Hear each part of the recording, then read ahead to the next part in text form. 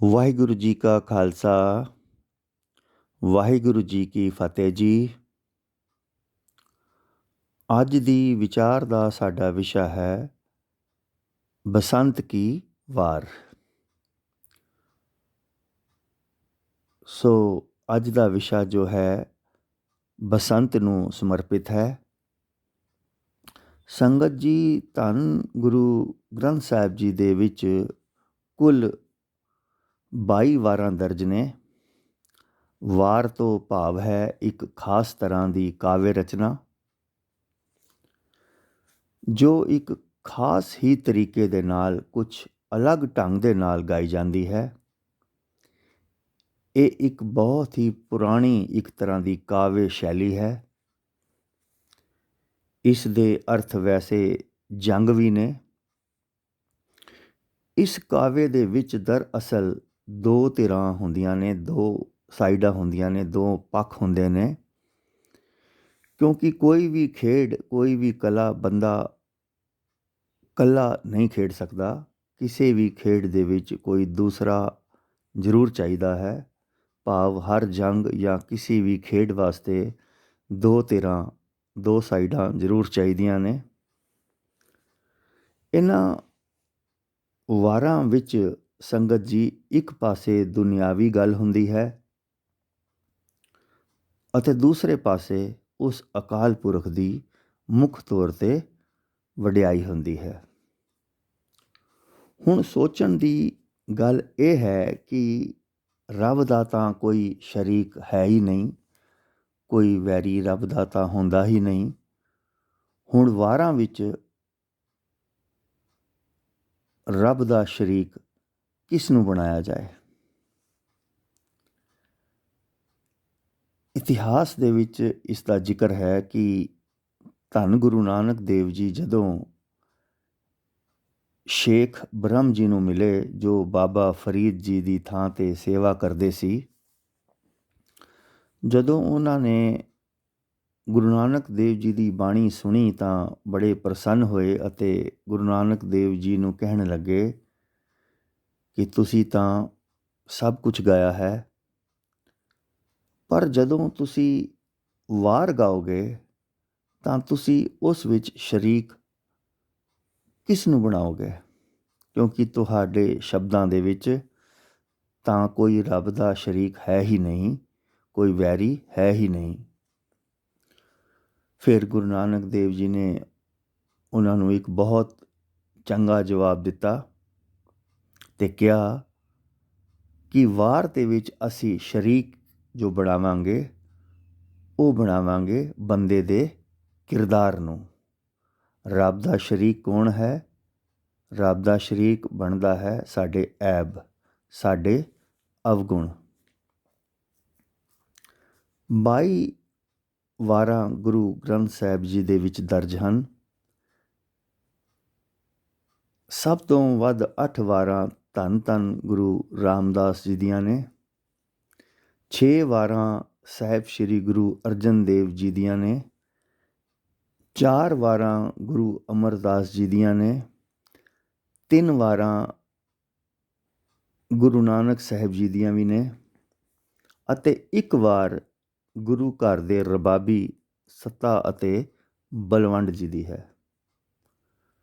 ਸੋ ਇਸ ਤਰ੍ਹਾਂ ਕੁੱਲ ਮਿਲਾ ਕੇ ਇਹ 22 ਵਾਰਾਂ ਬਣਦੀਆਂ ਨੇ। ਇਹਨਾਂ ਵਾਰਾਂ ਵਿੱਚੋਂ 2 ਵਾਰਾਂ ਐਸੀਆਂ ਨੇ ਜੋ ਕੱਲੀਆਂ ਪੌੜੀਆਂ ਦੇ ਰੂਪ ਦੇ ਅੰਦਰ ਨੇ,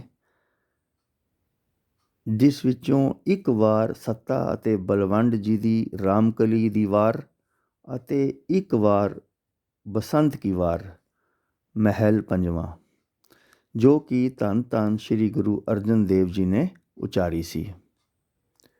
ਇਹਨਾਂ ਸਭ ਵਾਰਾਂ ਵਿੱਚੋਂ ਸਭ ਤੋਂ ਛੋਟੀ ਵਾਰ ਹੈ ਬਸੰਤ ਕੀ ਵਾਰ, ਜੋ ਗੁਰੂ ਗ੍ਰੰਥ ਸਾਹਿਬ ਜੀ ਦੇ ਪਾਵਨ ਅੰਗ 1193 ਉੱਪਰ ਸੁਭਾਇਮਾਨ ਹੈ। ਹੁਣ ਕਿਉਂ ਹੈ ਇਹ ਸਭ ਤੋਂ ਛੋਟੀ ਵਾਰ? ਇਤਿਹਾਸ ਵਿੱਚ ਇਸ ਦਾ ਜ਼ਿਕਰ ਹੈ ਕਿ ਜਦੋਂ ਸ਼੍ਰੀ ਗੁਰੂ ਅਰਜਨ ਦੇਵ ਜੀ ਨੇ ਭਾਈ ਗੁਰਦਾਸ ਜੀ ਕੋਲੋਂ ਅਸ਼ਟਪਦੀਆਂ ਲਿਖਵਾਉਣ ਤੋਂ ਬਾਅਦ ਬਸੰਤ ਕੀ ਵਾਰ ਉਚਾਰ ਕੇ ਲਿਖਣਾ ਸ਼ੁਰੂ ਕੀਤਾ, ਉਸ ਵੇਲੇ ਅਜੇ 3 ਹੀ ਪੌੜੀਆਂ ਉਚਾਰੀਆਂ ਸੀ। ਇੱਕ ਸਿੰਘ ਨੇ ਆ ਕੇ, ਜੋ ਗੁਰੂ ਘਰ ਦੇ ਲੰਗਰ ਬਣਾਉਣ ਦੀ ਸੇਵਾ ਕਰਦਾ ਸੀ, ਉਸ ਨੇ ਆ ਕੇ ਬੇਨਤੀ ਕੀਤੀ, ਗਰੀਬ ਨਵਾਜ਼, ਲੰਗਰ ਤਿਆਰ ਹੈ, ਆਪ ਕਿਰਪਾ ਕਰਕੇ ਛਕਣਾ ਕਰੋ। ਸੋ ਇਹ ਸੁਣ ਕੇ ਪਾਤਸ਼ਾਹ ਜੀ ਨੇ ਅੰਨ ਦੀ ਨਿਰਾਦਰੀ ਕਰਨੀ ਚੰਗੀ ਨਾ ਸਮਝੀ, ਲੰਗਰ ਦਾ ਆਦਰ ਕੀਤਾ ਅਤੇ ਉੱਠ ਕੇ ਪ੍ਰਸ਼ਾਦਾ ਛਕਣ ਲਈ ਚੱਲ ਪਏ। ਬਸੰਤ ਕੀ ਵਾਰ ਦੀਆਂ 3 ਹੀ ਪੌੜੀਆਂ ਨੇ, ਉਹਨਾਂ ਨੇ 3 ਹੀ ਪੌੜੀਆਂ ਰਹਿਣ ਦਿੱਤੀਆਂ, ਫਿਰ ਅੱਗੇ ਉਹਨਾਂ ਨੇ ਵਾਰ ਨਹੀਂ ਉਚਾਰੀ। ਅੰਨ ਦਾ ਕਿੰਨਾ ਮਹੱਤਵ ਹੈ, ਸ਼੍ਰੀ ਗੁਰੂ ਗ੍ਰੰਥ ਸਾਹਿਬ ਜੀ ਦੇ ਵਿੱਚ ਅੰਗ 873 ਤੇ ਇਸ ਦਾ ਜ਼ਿਕਰ ਹੈ। ਧੰਨ ਗੋਪਾਲ, ਧੰਨ ਗੁਰਦੇਵ, ਧੰਨ ਅਨਾਦ, ਭੁੱਖੇ ਕੰਵਲ ਟਹਿਕੇਵ। ਭਾਵ ਧੰਨ ਹੈ ਧਰਤੀ ਦਾ ਪਾਲਣ ਵਾਲਾ ਪ੍ਰਭੂ, ਜੋ ਅੰਨ ਪੈਦਾ ਕਰਦਾ ਹੈ। ਧੰਨ ਹੈ ਸਤਿਗੁਰੂ, ਜੋ ਐਸੇ ਪ੍ਰਭੂ ਦੀ ਸੂਝ ਬਖਸ਼ਦਾ ਹੈ। ਤੇ ਧੰਨ ਹੈ ਅੰਨ, ਜਿਸ ਨਾਲ ਭੁੱਖੇ ਮਨੁੱਖ ਦਾ ਹਿਰਦੇ ਫੁੱਲ ਵਾਂਗ ਟਹਿਕ ਜਾਂਦਾ ਹੈ। ਧੰਨ ਓਏ ਸੰਤ, ਜਿਨ ਐਸੀ ਜਾਣੀ, ਤਿਨ ਕੋ ਮਿਲਬੋ ਸਾਰੰਗ ਪਾਣੀ। ਯਾਨੀ ਉਹ ਸੰਤ ਹੀ ਭਾਗਾਂ ਵਾਲੇ ਹਨ, ਜਿਨ੍ਹਾਂ ਨੂੰ ਇਹ ਸਮਝ ਆ ਗਈ ਹੈ ਕਿ ਉਹਨਾਂ ਨੂੰ ਹੀ ਪਰਮਾਤਮਾ ਫਿਰ ਮਿਲਦਾ ਹੈ, ਜਿਨ੍ਹਾਂ ਨੂੰ ਇਹ ਸਮਝ ਆ ਜਾਂਦੀ ਹੈ। ਬਸੰਤ ਸੰਗਤ ਜੀ ਇੱਕ ਰਾਗ ਦਾ ਵੀ ਨਾਮ ਹੈ, ਇੱਕ ਰੁੱਤ ਦਾ ਵੀ ਨਾਮ ਹੈ। ਬਾਣੀ ਅੰਦਰ 25ਵਾਂ ਰਾਗ ਹੈ ਬਸੰਤ।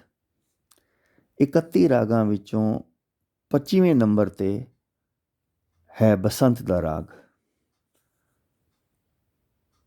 ਬਾਣੀ ਨੇ ਬਸੰਤ ਨੂੰ ਰੱਬ ਵੀ ਕਿਹਾ ਹੈ।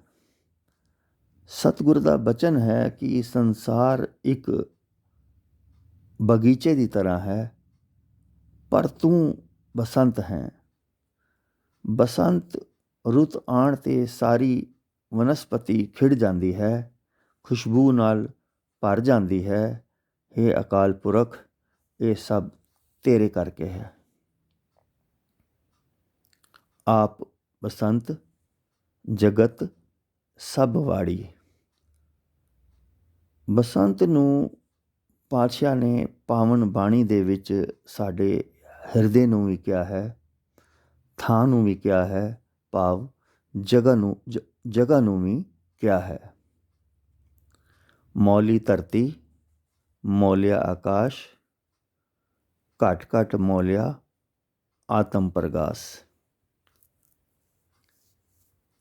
ਅੱਜ ਦੀ ਵਿਚਾਰ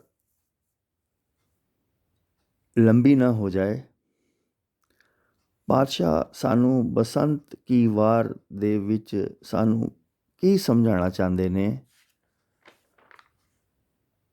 ਇਸ ਵਾਰ ਦੇ ਰਾਹੀਂ ਦੁਨਿਆਵੀ ਗੱਲ ਦੇ ਨਾਲ ਨਾਲ ਉਹ ਪਰਮਾਤਮਾ ਦੀ ਵਡਿਆਈ ਕਿਸ ਤਰ੍ਹਾਂ ਕਰਦੇ ਨੇ, ਸਤਿਗੁਰ ਮਿਹਰ ਕਰਨ ਅਸੀਂ ਅਗਲੀ ਵਿਚਾਰ ਦੇ ਵਿੱਚ ਸਮਝਾਂਗੇ।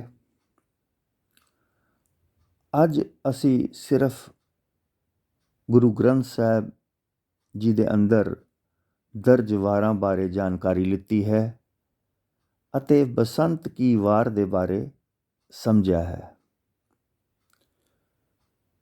ਸੰਗਤ ਜੀ, ਇਸ ਨਾਲ ਜੁੜੇ ਰਹਿਣਾ ਜੀ।